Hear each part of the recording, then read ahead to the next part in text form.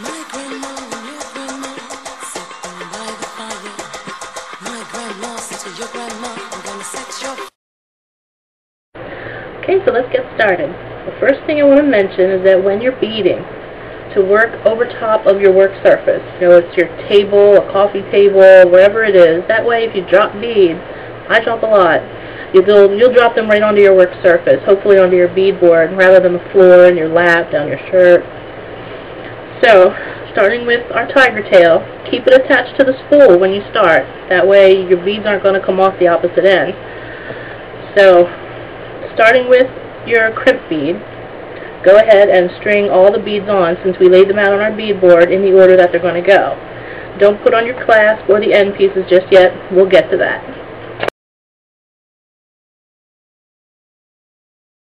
Well, I'm just about done stringing, so I thought while I'm continuing, I would tell you about the absolute airhead thing I did today. And I'm the biggest airhead I've ever met. I went out today. Normally I go walking at the park. I walk every day, trying to lose weight, get healthy, all that. And I do that at night so I can go feed my horse, you know, and save gas. But today, because of the rain, didn't know when it was going to start storming, I decided to go out, and I said, hey, while I'm out, I'll just pick up a new camera battery, because I needed a new battery for this camera. I killed it with the other videos. And I thought, oh, I'm so brilliant, I don't know what to do with myself. I actually thought ahead and had a plan. So I got done walking, and I was just about to head out to the store.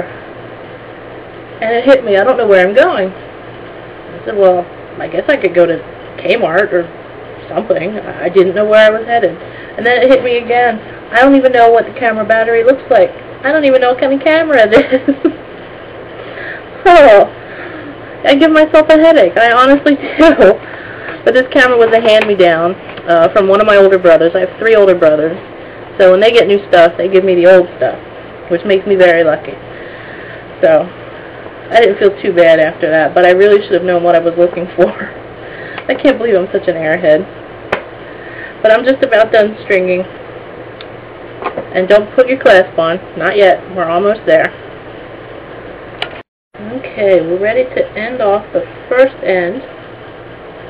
We have our seed bead, our end piece, and our crimp tube. This just went back down my wire.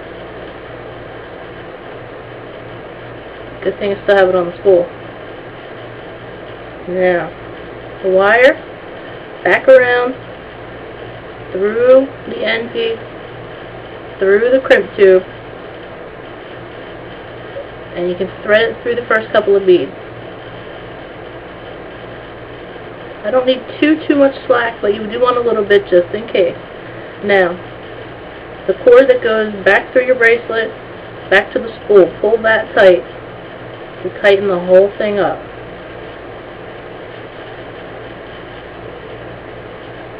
And now we're going to crimp. Remember, the first station, this is our crimp tool. The first part is what crimps it. That's next to the handle here. It crimps it. It goes from a crimp tube and it squishes it down so it's like a U. The second station at the top here is what takes that U and folds it on itself. And that seals the crimp. So go ahead and get crimping. It takes practice. So if you mess up, it's okay. But go ahead, crimp your bead.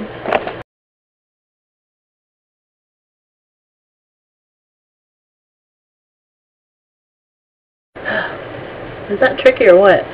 Now you can keep it unthreaded from going down into the beads until you pull it tight, because sometimes if your beads are a little chunkier, you'll find it's harder to take up the slack, and that's okay. But once your beads get up close to the crimp bead, sometimes you don't have as much room to thread it back down. So whatever's more comfortable for you. And now that everything looks good, we're going to go ahead and crimp our end bead. It's crimp number 1. Crimp number 2. Everything looks good. Hold it up. Check to make sure you don't have any mistakes or kinks or anything you don't want to see. Looks good. And now we snip our excess wire. And using our crimper tool, Use it right around the cups of the end piece. Close it right up. Right on the end. And close it right up. Now with our end pieces, you can see there's a hook right onto the toggle. It just slides on there. I'm going to take our small round nose pliers and just close up the loop. There we go. Do the same with the other end, the other side of our toggle. Right onto the hook. You can use your needle nose pliers for this as well, but I use the round because it keeps it round, which is what we like. Close it right over. So what do you know?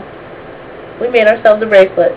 With these, the little glass pieces, you'll find a lot of different charms like that. A lot of times the wire hook won't be closed all the way. Use your round nose pliers and just complete it. Sometimes it's too big. Again, use your pliers, roll it the size you want, use your wire cutters to cut the excess. I hope you enjoyed making our first bracelet. I know I did. You'll find us on the website, handycrafted.com. And I hope you'll come back and join me for some more tutorials. Keep crafting!